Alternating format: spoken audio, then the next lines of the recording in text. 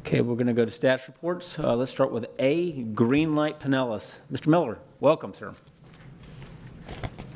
Well, again, my name is Brad Miller. I'm the CEO of the Pinellas Suncoast Transit Authority over on the Pinellas side of the bay. We, for those of you who know me from Hart, we are working closely together. We are not merged by any means yet. We'll see what happens. But I start my presentation off with this slide. This is the ridership graph of the transit in Pinellas County ever since PSTA was created in 1984, and you can see it's been on a strong rise through most of its history, including records recently, and I have been here for 2 years. I haven't screwed everything up just yet. We are moving forward. I'm sure you've all heard with some exciting plans, some plans to transform public transit and the transportation system in Pinellas County. Back in January, the PSTA board that I report to voted unanimously, 15-0. As you know, in Pinellas County, there are 24 municipalities, a little bit different than Hillsborough, and so we have mayors, councilmen, 4 county commissioners on the PSTA board. They voted unanimously in January to ask the county commission to place a referendum on the 2014 ballot well in advance. And then the county commission approved, actually twice they voted to approve that in February. And so we have now a deadline of November 2014 for a transportation surtax, a 1% transportation surtax on the 2014 ballot. We are 18 months away from that vote today as we stand here, and I want to thank most of you who are from Hillsborough County for being very candid and helpful to the Pinellas folks about the efforts that you all went through in 2010. As you remember, in 2010, the Hillsborough County Commission placed the referendum on the ballot 5 months in advance of the referendum. So we're a little bit ahead of that. We're trying to complete all of our plans and develop a comprehensive transportation plan for Pinellas in 2013. The county will then vote again at the end of this year to approve the ballot language officially, and then 2014 will not be about plan development. It will be about a private advocacy campaign. Again, so we're trying to kind of set it up in a different fashion based on the lessons we learned in Hillsborough. This is probably the most recognizable image of our completed alternative analysis. That's another thing we learned from Hillsborough County. We have a completed alternative analysis, a locally preferred alternative plan for a rail system from downtown St. Petersburg to the major employment center of Pinellas County, the gateway area, over to downtown Clearwater. And although he just departed, Mr. Cohen from Tampa actually participated on that project advisory committee as a reference over to Hillsborough. The locally preferred alternative does include a connection across the Howard Franklin Bridge to Tampa as well. But this again is a map of a rail system from outer space, from Google Earth. And obviously that's not the way that we can very easily connect with folks in Pinellas County. And so we have transitioned, or we're trying to transition from talking about maps to talking about how this will affect folks in Pinellas County. Pinellas County is quite a bit different than Hillsborough County. We are 94% built out. We have spent billions of dollars on roadway infrastructure, especially in the Gateway Employment Center and now along US 19. How are we going to redevelop? How is the county going to grow again, grow its economy again? So those are the discussions that we have been entertaining recently. We have been conducting land use charrettes. There are 16 proposed stations along the line, and we have been having these very in-depth sort of station area planning, master planning exercises along the line with the multiple cities that the line runs through. St. Petersburg, Pinellas Park, Largo, Clearwater, the county. These are sort of some drawings. They're from a station in Largo. They have grand plans to sort of have a vista into their downtown that they're developing there in Largo. But these have been going on for the last several months. They involve city planners, transit people for the first time ever in Pinellas County, and developers, landowners, business leaders in and around those stations. Because this whole plan is not about getting more and more people to ride that bus and to grow that red graph that I showed you. It's not that. It's not about building a rail system for baseball or anything like that. It's about helping our community. If this is not appreciated or something that can help the community, then we don't want to do it.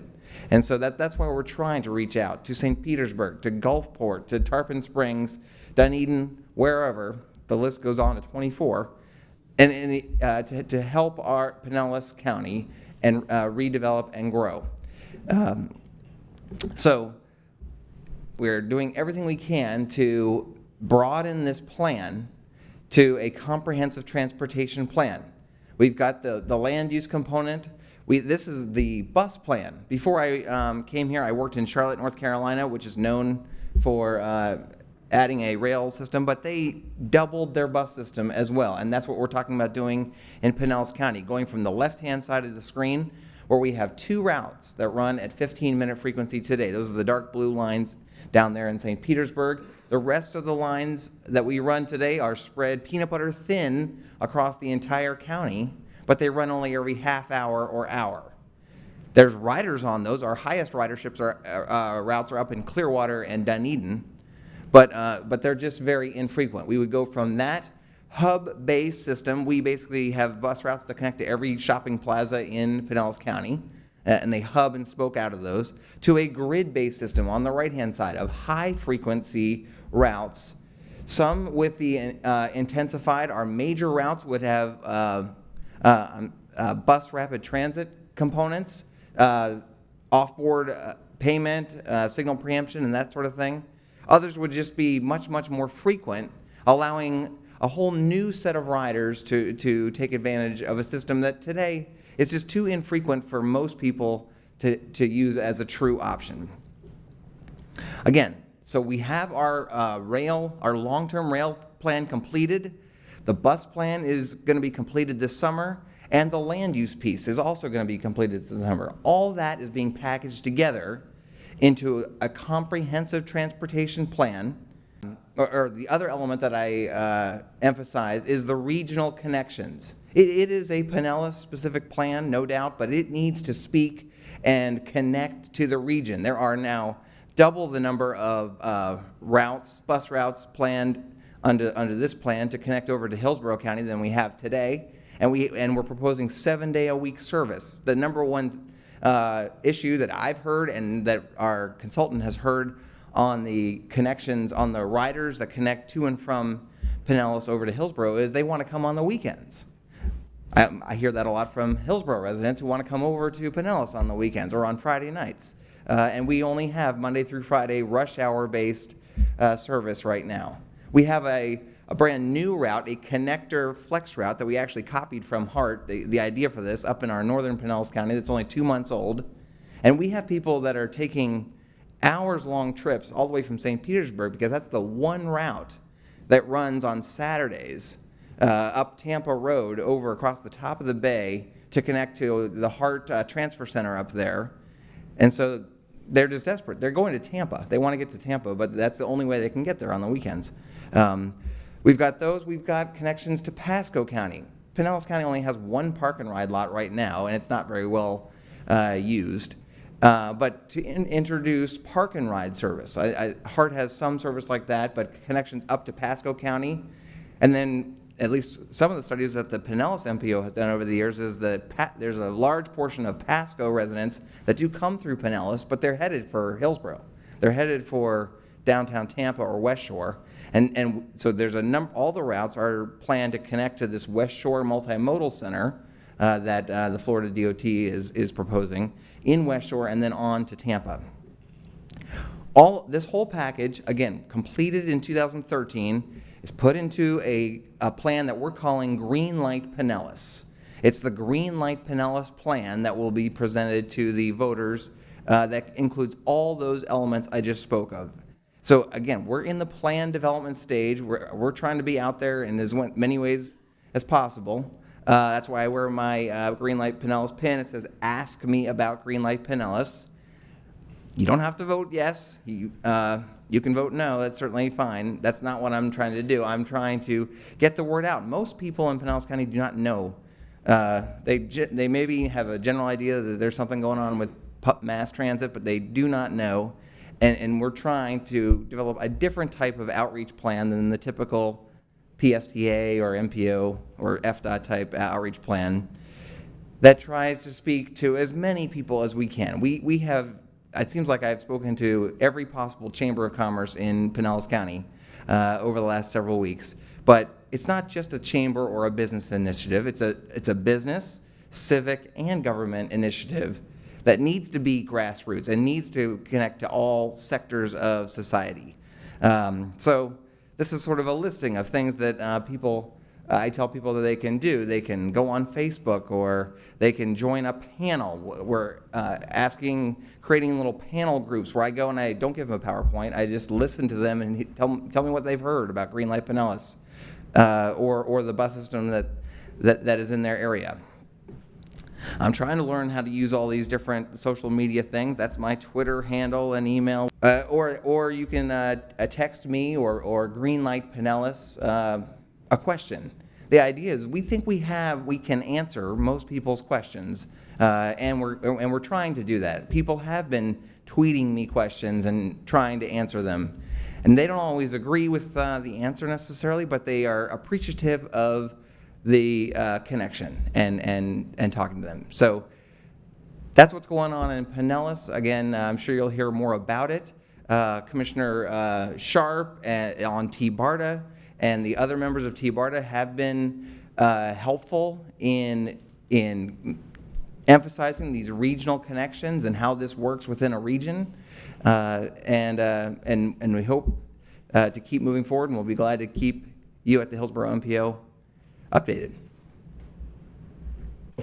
Well, we are just honored to have the executive officer of PSTA here in our chambers this morning. I know you're a very busy man, so I wanted to give you an opportunity to get up here and speak to us so you can get back to your job. But let me ask: are there anybody that have any questions for our speaker? Any questions? Well, I know that you've been out and about because you've been at every board meeting that I've attended.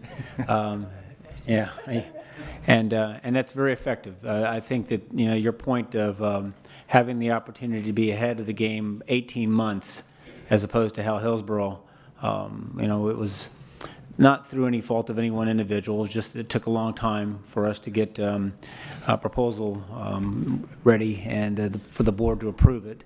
But we had 5 months, you've got 18. I think that's going to make a significant difference. And it certainly is about getting information to the citizens. So you're a very thorough individual and a very personable man. Thank you for being here. And again, we just appreciate your taking the time to speak with us. Thank you. Yes, sir. Thank you.